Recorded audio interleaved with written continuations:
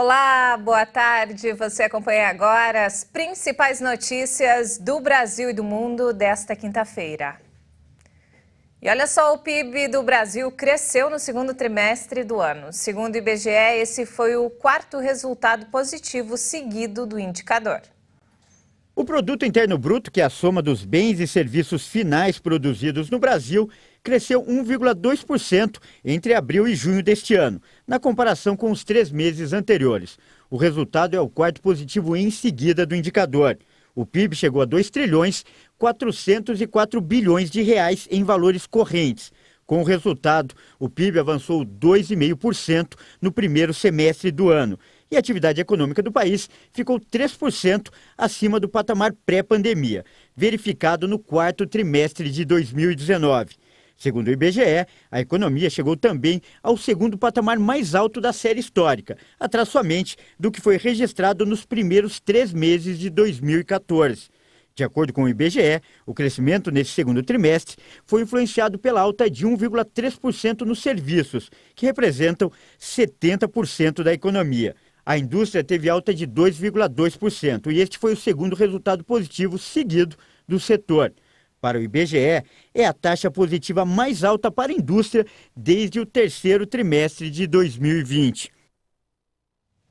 E a Petrobras anunciou uma nova redução no preço da gasolina. A partir de amanhã, o litro vendido para as distribuidoras vai ficar 25 centavos mais barato. A Petrobras informou que a partir desta sexta-feira, o preço da gasolina às distribuidoras vai passar de R$ 3,53 para R$ 3,28 por litro, uma redução de 25 centavos por litro ou 7,08%. Os preços dos demais combustíveis não foram alterados. A última mudança no preço da gasolina havia sido em 16 de agosto. Já o preço do litro do diesel vendido às refinarias segue em R$ 5,19 desde 12 de agosto. Uma pesquisa da Agência Nacional do Petróleo mostrou que os preços da gasolina, do diesel e do etanol voltaram a recuar nos postos de combustíveis na última semana. De acordo com o levantamento da ANP, o preço médio do litro da gasolina caiu de R$ 5,40 para R$ 5,25, uma diminuição de 2,8%. É o menor patamar desde a semana encerrada em 27 de fevereiro do ano passado. O valor máximo encontrado nos postos foi de R$ 7,00. Segundo a agência, esse foi o 9º recuo seguido no preço da gasolina. E hoje começou a valer a redução de quase 16% nos preços da gasolina de aviação para as distribuidoras.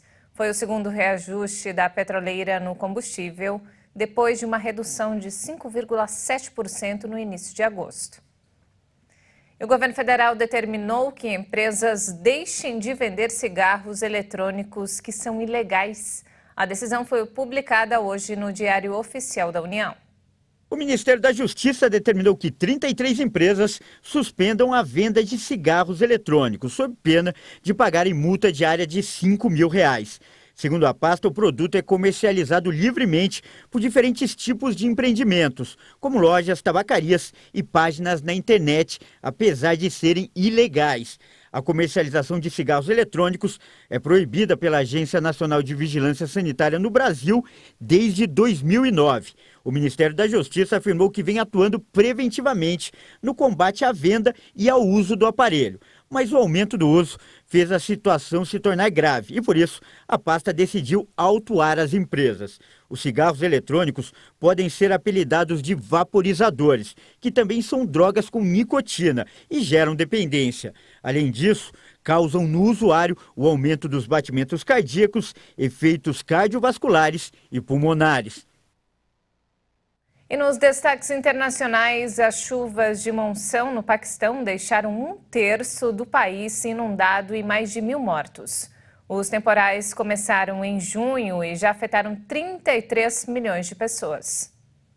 Dezenas de milhões de pessoas foram afetadas pelas chuvas mais intensas em 3 décadas no Paquistão.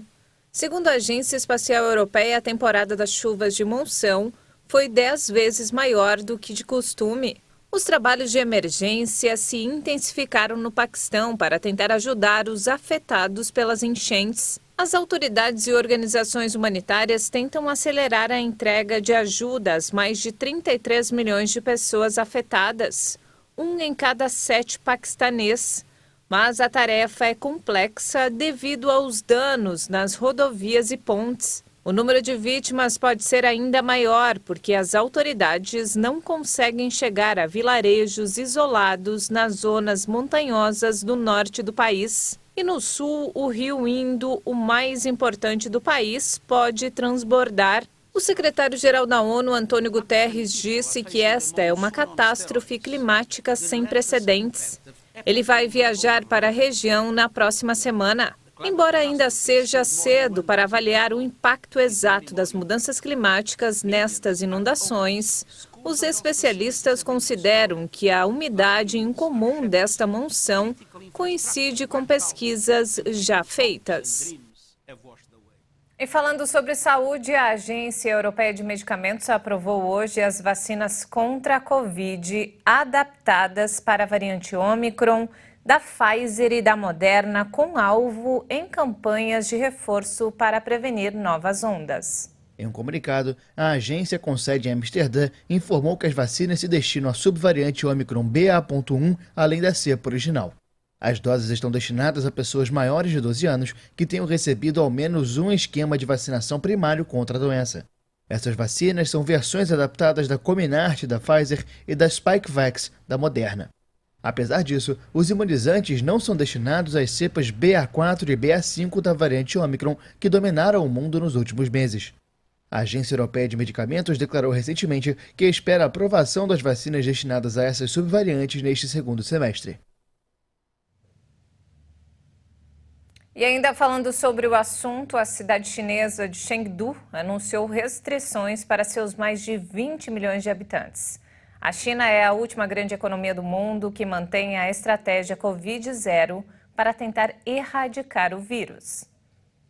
Os moradores de Chengdu, capital da província de Sichuan, foram obrigados a ficar em casa a partir das 18 horas desta quinta-feira, com as famílias autorizadas a enviar uma pessoa por dia para fazer compras. Chengdu, que registrou 157 infecções transmitidas internamente na quarta-feira, é a maior cidade chinesa a ser isolada desde Xangai em abril e maio. Ainda não está claro se o lockdown será suspenso após o término dos testes em massa no domingo. Outras grandes cidades, incluindo Shenzhen no sul e Dalian no nordeste, também intensificaram as restrições contra a Covid-19 nesta semana.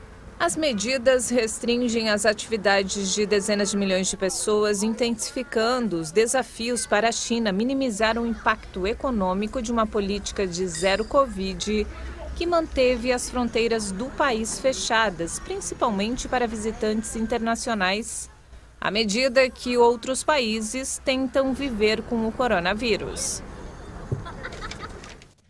E olha só que triste, a polícia da China resgatou quase 150 gatos destinados ao consumo humano no leste do país. A informação é de uma organização internacional de proteção animal. A Human Society International afirmou em um comunicado que os felinos estavam amontoados em gaiolas enferrujadas quando foram encontrados pela polícia na cidade de Xinan, na província de Shandong. Segundo uma ativista do grupo local de defesa dos animais, a organização criminosa colocava pardais em jaulas para atrair os gatos e fechava as armadilhas com um controle remoto. Os defensores também descobriram 31 pardais vivos que eram usados como iscas para os felinos. Os pássaros da espécie protegida na China foram libertados em seguida. Acredita-se que a maioria dos gatos resgatados eram de estimação e foram enviados para abrigos. Mas os suspeitos podem ser processados por caçar pássaros, roubar gatos ou violar os regulamentos de prevenção de doenças animais. A cada ano, aproximadamente 10 milhões de cachorros e 4 milhões de gatos são mortos para o consumo humano na China. Nossa, que absurdo isso, hein? Muito desumano.